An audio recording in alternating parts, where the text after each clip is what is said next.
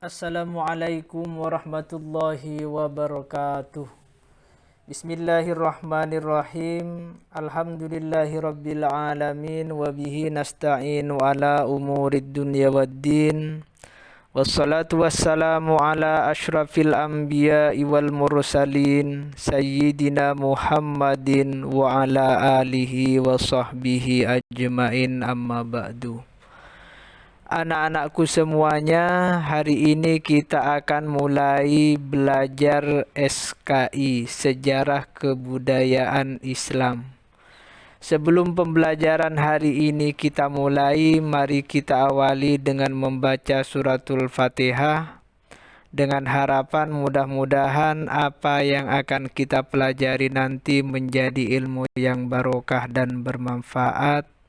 Dan mudah-mudahan kita semua beserta keluarga kita selalu dilindungi dan dijaga oleh Allah dari pandemi COVID-19. Ala hadhihi niyah bi barakatil Fatihah. A'udzu billahi minasyaitonir rajim. Bismillahirrahmanirrahim. Alhamdulillahirabbil alamin arrahmanir rahim maliki yaumiddin. Iyyaka na'budu wa iyyaka nasta'in ihdinas siratal mustaqim siratal ladzina an'amta 'alaihim ghairil maghdubi 'alaihim waladdallin. Amin. Anak-anakku semuanya, hari ini kita akan mulai pembelajaran sejarah kebudayaan Islam dengan pelajaran tentang Wali Songo. Wali Songo itu terdiri dari dua suku kata dan merupakan gabungan dua bahasa, yaitu bahasa Arab dan bahasa Jawa. Kata wali berarti orang yang mencintai dan dicintai oleh Allah. Sedangkan kata songo yang berasal dari bahasa Jawa berarti 9. Dengan demikian, maka dapat kita artikan bahwa Wali Songo adalah dewan dakwah atau sebuah organisasi ulama yang anggotanya selalu terdiri dari 9 orang yang mencintai dan dicintai Allah. Organisasi Wali Songo anggotanya akan selalu 9. Apabila salah satu di antara mereka ada yang wafat atau salah satu dari mereka ada yang meninggalkan tanah Jawa, maka akan digantikan oleh wali yang lain, sehingga anggota Wali Songo tetap berjumlah 9 orang.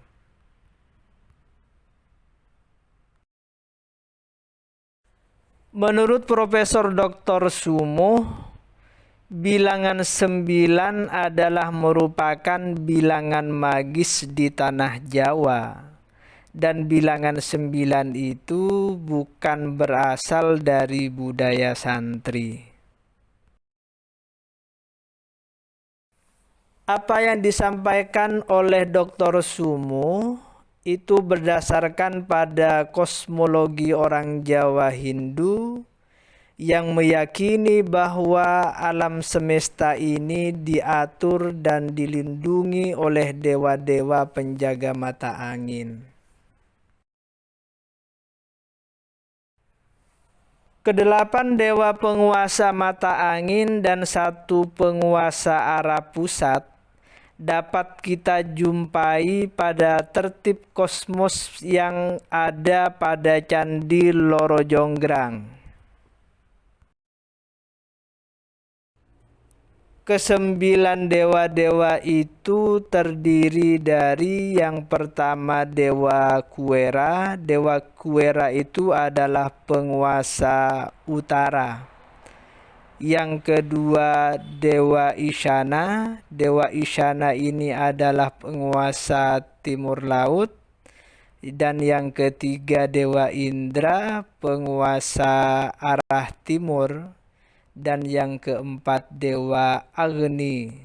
Dewa Agni itu adalah dewa penguasa Tenggara.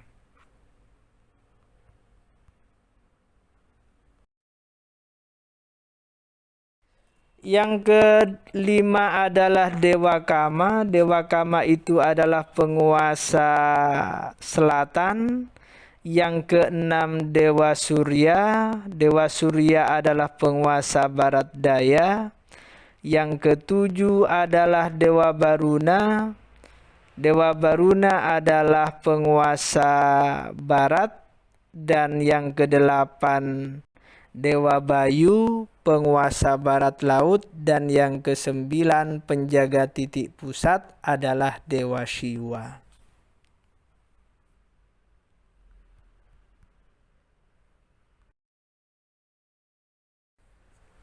Sedangkan di Bali, para dewa penjaga 8 mata angin itu terdiri dari yang pertama Dewa Wisnu.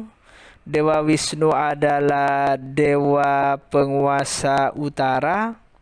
Yang kedua Dewa Iswara, penguasa timur laut. Yang ketiga adalah Dewa Sambu, penguasa timur. Dan yang keempat adalah Dewa Maheswara, dewa penguasa tenggara. Yang kelima adalah Dewa Brahma, penguasa selatan. Yang keenam adalah Dewa Rudra, dewa penguasa barat daya.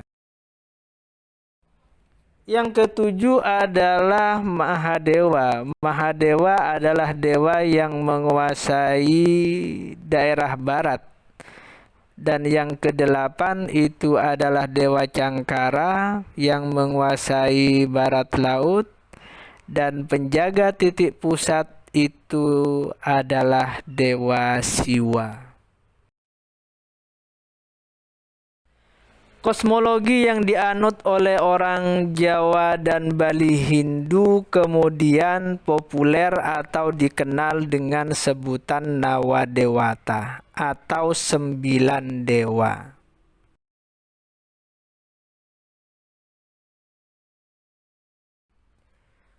Kosmologi Nawadewata kemudian diganti menjadi kosmologi Wali Songo. Dan kosmologi Wali Songo ini oleh para penganut Sufisme diyakini berdasarkan 9 tingkat kewalian. 9 tingkat kewalian itu meliputi yang pertama adalah Wali Kutub. Wali Kutub itu adalah wali pemimpin para wali di seluruh alam semesta.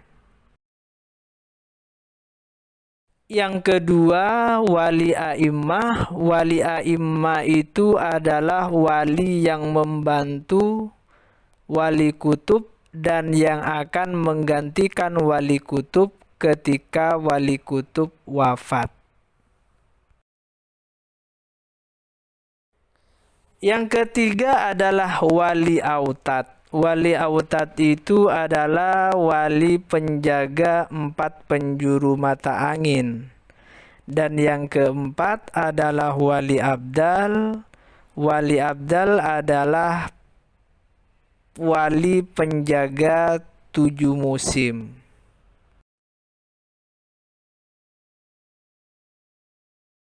Yang kelima Wali Nuqaba. Wali Nuqaba itu adalah penjaga hukum syariat. Dan yang keenam adalah Wali Nujaba. Wali Nujaba itu adalah wali yang setiap masa selalu berjumlah 8 orang. Yang ketujuh adalah Wali Hawariyin.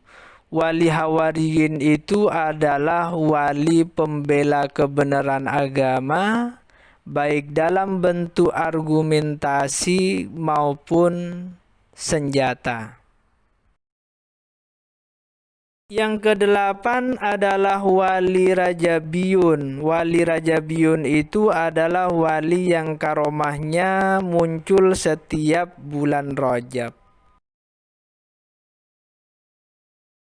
Yang terakhir atau kesembilan adalah wali khatam. Wali khatam itu adalah wali yang menguasai dan mengurus wilayah kekuasaan umat Islam.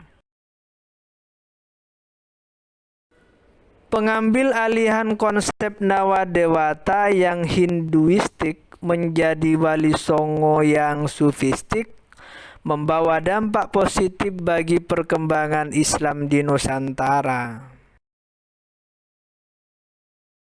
Konsep Nawadewata yang masih abstrak, tidak dapat diindra, dapat tergantikan dengan konsep Wali Songo yang kasat mata. Jadi penguasa-penguasa 8 penjuru mata angin itu dalam konsep Wali Songo kemudian digantikan dengan manusia-manusia pilihan yang merupakan kekasih-kekasih Allah yang bisa diindra, bisa dilihat, dan bisa dimintai pertimbangan-pertimbangan.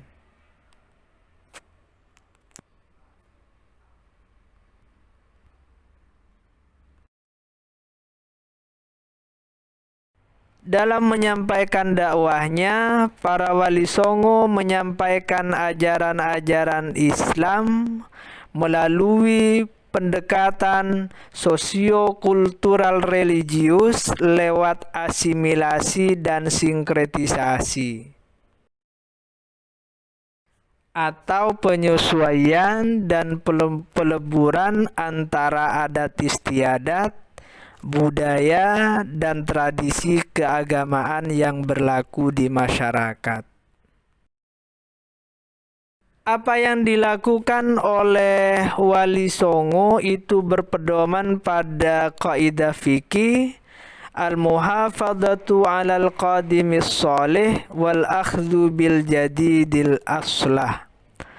Memelihara tradisi lama yang baik dan mengambil sesuatu yang baru yang lebih baik.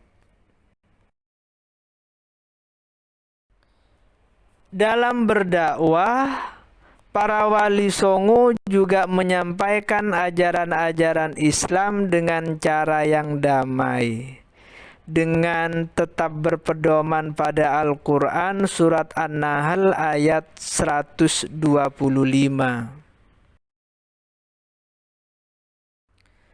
Ud'u ila sabili rabbika bil hikmati wal mau'izatil hasanati.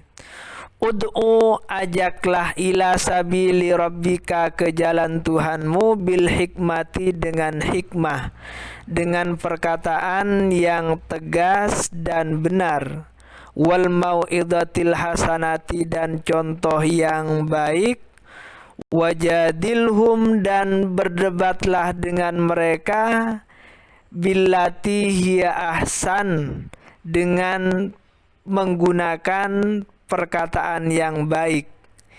Inna rabbaka, sesungguhnya Tuhanmu, huwa, adapun Tuhanmu, a'lamu, adalah lebih tahu, biman, kepada orang-orang, dolla, yang tersesat, ansabilihi, dari jalan Tuhanmu. Wahuwa, dan adapun Tuhanmu, a'lamu, adalah lebih mengetahui, bil muhtadin, kepada orang-orang yang mendapatkan petunjuk. Jadi ayat ini menganjurkan, memerintahkan kepada kita semua untuk berdakwah, untuk mengajak ke jalan Allah dengan perkataan yang tegas dan benar, dan memberikan contoh. Dan kalau kita berdebat, maka kita diharuskan menggunakan kata-kata yang lebih baik. Kenapa hal itu terjadi diperintahkan? Karena sesungguhnya Allah itu lebih tahu kepada orang-orang yang tersesat di jalan Allah, dan Allah juga lebih tahu kepada orang-orang yang mendapatkan petunjuk.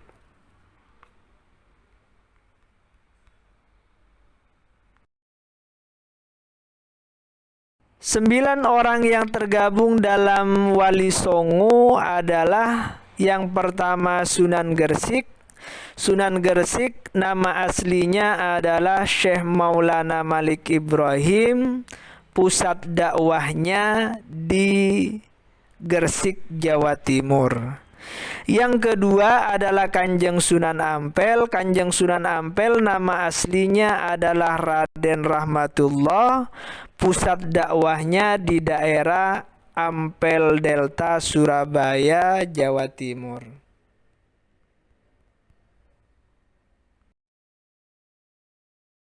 Yang ketiga adalah Kanjeng Sunan Giri. Nama asli beliau adalah Raden Paku. Pusat dakwahnya di daerah Gresik, Jawa Timur. Dan yang keempat adalah Kanjeng Sunan Bonang. Nama asli beliau adalah Raden Maulana Malik Ibrahim. Pusat dakwahnya Tuban, Jawa Timur. Dan yang kelima adalah Kanjeng Sunan Kudus.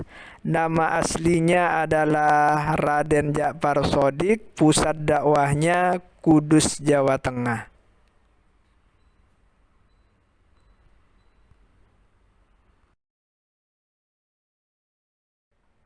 Yang keenam adalah Kanjeng Sunan Kalijogo. Nama aslinya adalah Raden Mas Said. Pusat dakwahnya di daerah Demak, Jawa Tengah. Dan yang ketujuh adalah Kanjeng Sunan Derajat. Nama aslinya adalah Raden Qasim. Pusat dakwahnya di Lamongan, Jawa Timur.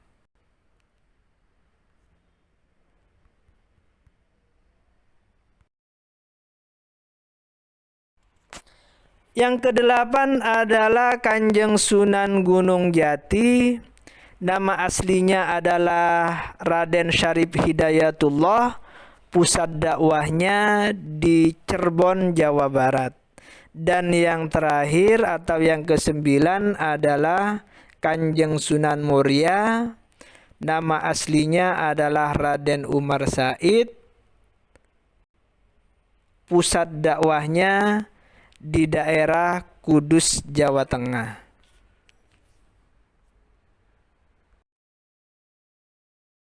Demikian pembelajaran kita hari ini. Mari kita akhiri dengan sebuah nadham, yang nadham ini berisi permohonan munajat kepada Allah agar kita diselamatkan dari pandemi COVID-19 dan COVID-19 segera diangkat oleh Allah Subhanahu wa ta'ala. Ya Rabbana bil anbiya wa fi rijalin sulaha isrif anna harral waba wa qina syarral zulama li khamsatun utfi biha harral wabail khatimah al-Mustafa wal-Murtada wabnahuma wa Fatima. Amin ya Allah, amin ya Allah, amin ya Allah, amin ya Allah. Amin ya Allah, amin ya Allah, ya Allah Rabbal Alamin. Sekian pembelajaran kita pada hari ini. Wallahul muwaffiq ila aqwamit thoriq. Wassalamualaikum warahmatullahi wabarakatuh.